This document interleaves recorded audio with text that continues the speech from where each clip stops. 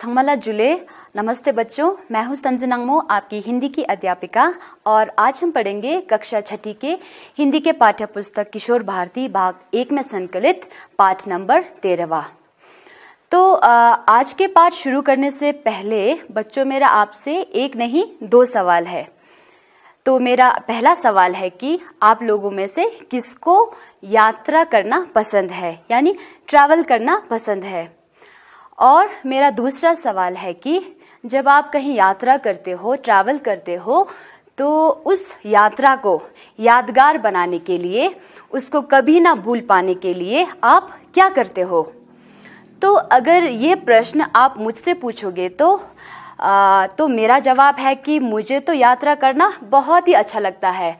क्योंकि जब हम यात्रा करते हैं, ट्रैवल करते हैं, एक जगह से कहीं दूसरे जगह जाते हैं, तो वो अनुभव बहुत ही अच्छा होता है। क्योंकि हमें नए नए लोगों से मिलने का मौका मिलता है, सुंदर सुंदर जगह पर जाने का मौका मिलता है, उनको देखने का मौका मिलता है, प्रकृति की जो सुंदरता है उसको निहारने का हमें जो मौका मिलता है वो बहुत ही आनंदमय होती है।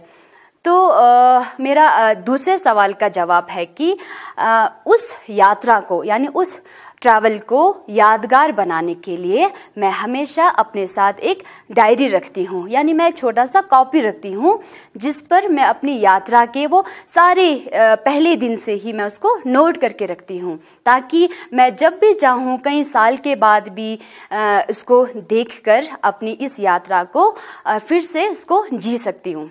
तो बच्चों, आपको भी ये बात ध्यान में रखना है। अगर आप कहीं यात्रा कर रहे हो, अगर आप अपनी गांव जा रहे हो या किसी दूसरे जगह जा रहे हो, किसी कारण से भी हो, तो आपने भी एक कॉपी रखना है, डायरी रखना है, जिन पर आपको वो यात्रा के बारे में सब आपने नोट करके रखना है, लिख के रखना है। ठीक है। तो इसी के यात्रा के ही बारे में आज का हमारा पाठ है। यानी आज का हमारा पाठ है श्री वैष्णो देवी की यात्रा। यानी श्री वैष्णो देवी की एक गुफा है, यानी एक मंदिर है, उसकी यात्रा के बारे में आज हम पढ़ेंगे। तो जो श्री वैष्णो देवी की मंदिर है वो हिंदू धर्म के मानने वाले वह मानते हैं कि ये गुफा, यानी ये मंदिर सबसे शक्तिशाली, सबसे पवित्र जो धर्म स्थल है वही है। और ये उत्तरी भारत, यानी भारत के उत्तरी दिशा में, यानी नॉर्थ इंडिया के सबसे प्रसिद्ध, यानी फेमस जो मंदिर है, जो धर्म स्थल है, वह मानते हैं। और इसके दर्शन के लिए हजारों नहीं लाखों की संख्या में देश के कोने कोने से लोग यहाँ पर आते हैं। तो ये जो वैष्णो देवी का जो मंदिर है या गुफा है वो भारत के उत्तरी दिशा में, यानी जम्मू कश्मीर के जो स्टेट है वहाँ पर जम्मू के, यानी मैंने आपको छोटा सा मैप दिखाया है, ये है हमारी जम्मू कश्मीर का जो भाग है वो है। तो यहाँ लद्दाख है, यानी हम यहाँ पर है।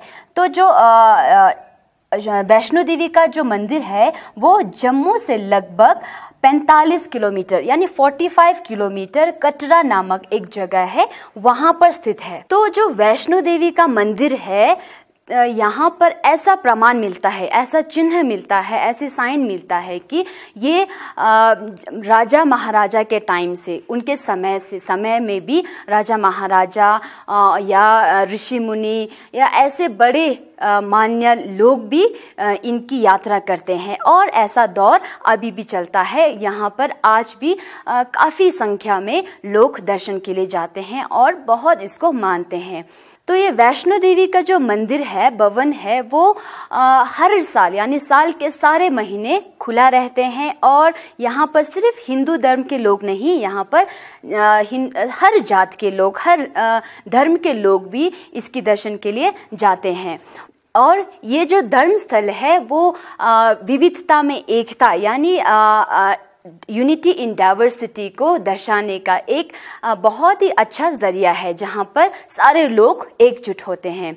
तो अब हम चलते हैं आज की हमारी पाठ की ओर, जहाँ पे हम चलेंगे कटरा से लेकर पूरा श्री वैष्णो देवी की मंदिर तक।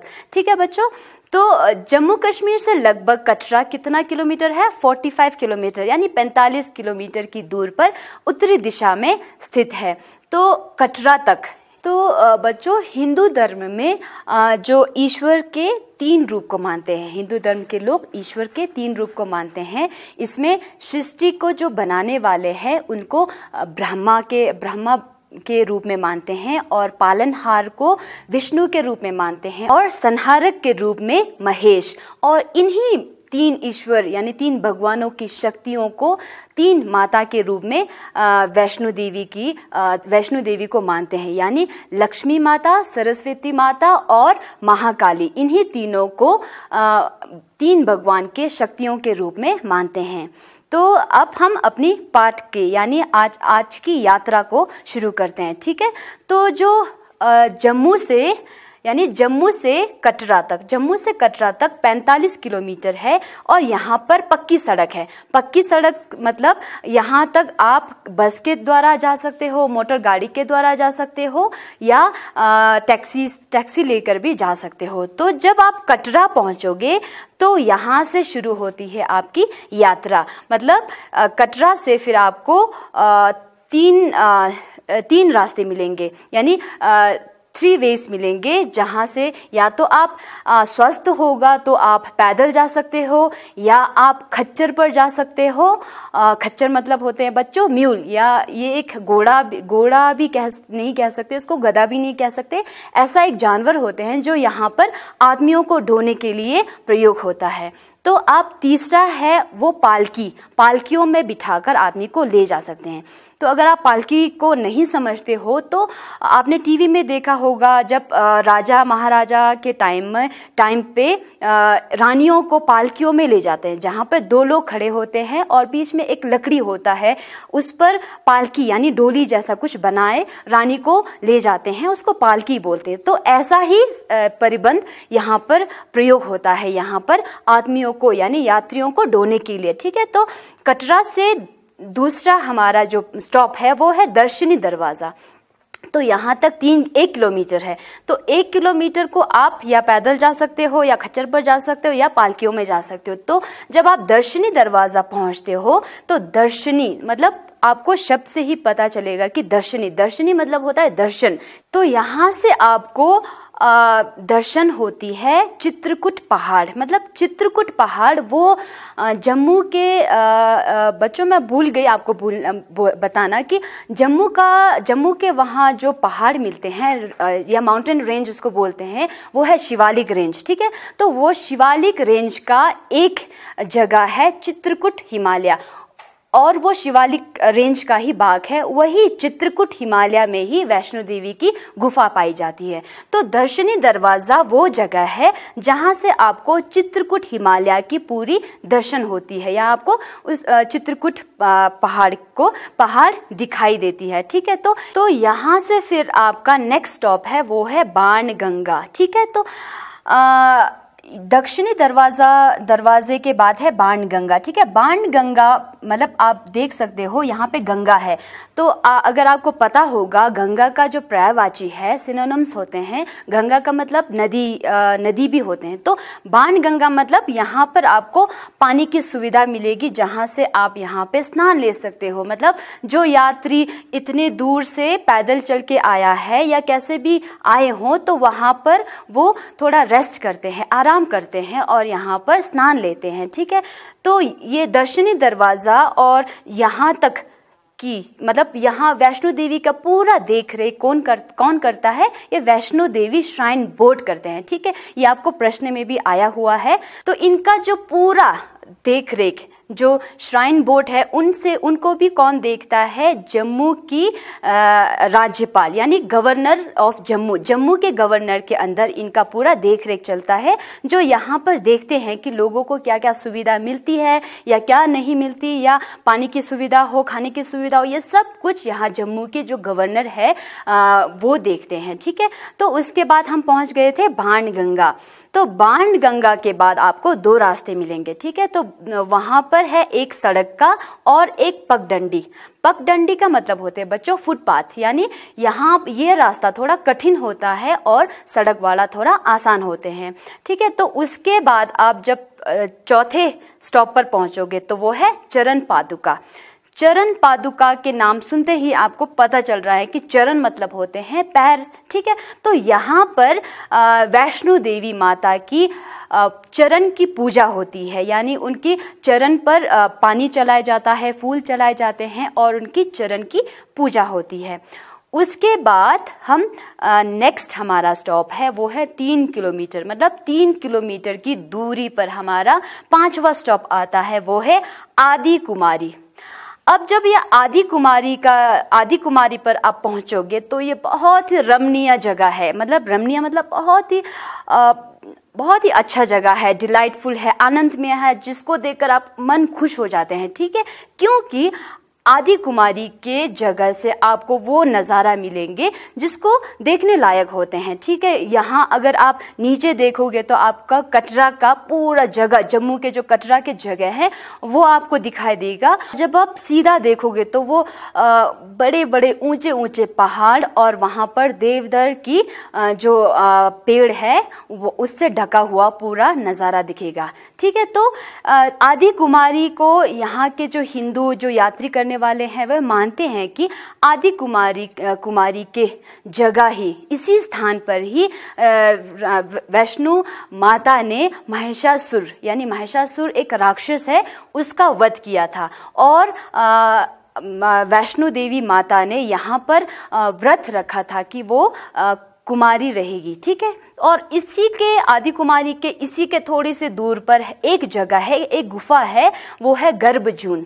गर्भजून एक गुफा है जो सिर्फ 5 मीटर तक ही फैला हुआ है, मगर ये जगह बहुत ही कठिन है, मतलब बहुत ही तंगी जगह है, जहाँ पर आप ऐसे खड़े तो नहीं जा सकते, पैदल नहीं जा सकते हो, आपको रेंगते हुए जाना पड़ेगा, ठीक है। तो इसीलिए गर्भजून गुफा जो है वो ज़्यादातर लोग यहाँ नहीं जाते हैं और जो गर्भजून गुफा जो जाते हैं उनकी मान्यता है, वो मानते हैं कि यहाँ पर वैष्णो देवी माँ ने 9 महीने तक तप किया था, ठीक है। तप मतलब मेडिटेशन किया था, इसीलिए इस जगह को थोड़ा सभी मानते हैं, इसीलिए इस जगह का दर्शन करने के लिए भी लोग जाते हैं।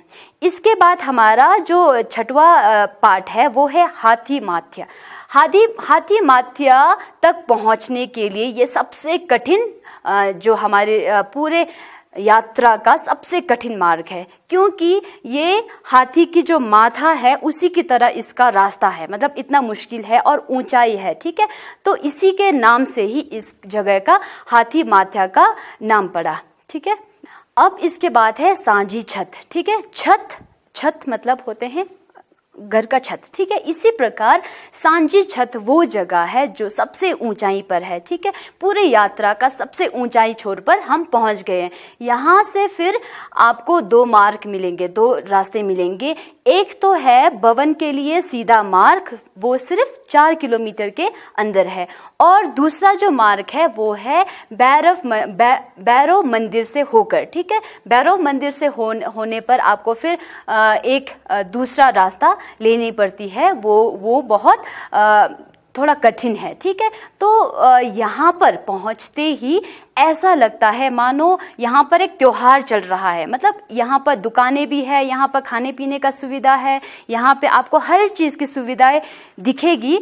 तो जो यात्री जो यात्रा करते हैं वो इसको देखकर हैरान होते हैं, क्योंकि इतने कठिन पहाड़ की ऊंचाई पर कौन है जो इतना, मतलब इतनी ऊंची अट्टालिका, यानी मंदिर के जो ऊपरी भाग है उसको अट्टालिका बोलते हैं, तो इतनी ऊंची अट्टालिका यहाँ पर बना के रखा है, जिसको देखकर लोग हैरान होते हैं, यात्री हैरान होते हैं और माता की गुणगान और भी ऊंची आवाज में गाते हैं। यहाँ तक पहुँचते वैसे तो लोग थक जाते हैं, लेकिन माता की जो जय जयकार जयकार होती है, भक्ति गीत चलती है और यहाँ पे शोर शराबा और यहाँ पे जो लाइटें होती है, अपना ही एक रौनक होती है, जिसकी वजह से लोगों में फिर से वो स्फूर्ति आती है, वो एनर्जी आती है। ठीक है, तो इसी जगह पर पहुंचने से पहले आपको एक जगह मिलेगी चरण गंगा। ठीक है, चरण गंगा पर आपको अपने पैर धोना है या आपको स्नान करना है साफ सुथरा होकर, फिर हम ये वैष्णो देवी की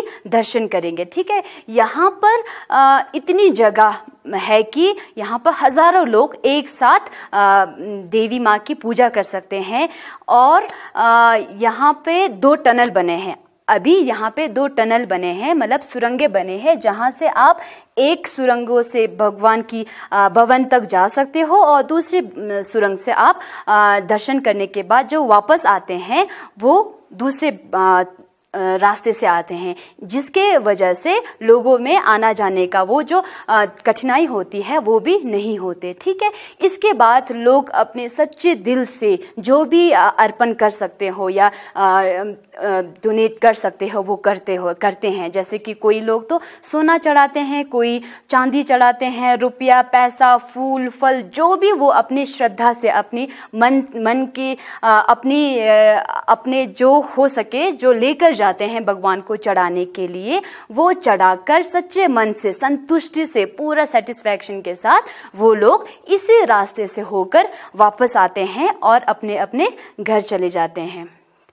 तो ये तो हुई आज की हमारी पाठ, जिसमें हमने जम्मू से लेकर कटरा से लेकर पूरी श्री वैष्णो देवी माता की पूरी यात्रा को पूरा कंप्लीट किया। ठीक है, तो इस पाठ को आप लोग एक बार पढ़ लेना। इसमें मैंने पाठ को पढ़ के आपको बहुत ही आसान तरीके से इस मैप के द्वारा बताया है, तो जिसको आप देखकर आपको समझ में आ जाए। ठीक है, तो फिर अब हम वैष्णो देवी की यात्रा के पाठ में से ग्रामर पाठ यानी पर्यायवाची है वो वाला पाठ करेंगे। ठीक है, तो पर्यायवाची हमारे व्याकरण का एक पाठ है जिसका इंग्लिश में मतलब होते हैं सिनोनिम्स। सिनोनिम्स का मतलब होते हैं बच्चों सेम मीनिंग, जिसका मतलब सेम होता है उसको सिनोनिम्स कहते हैं।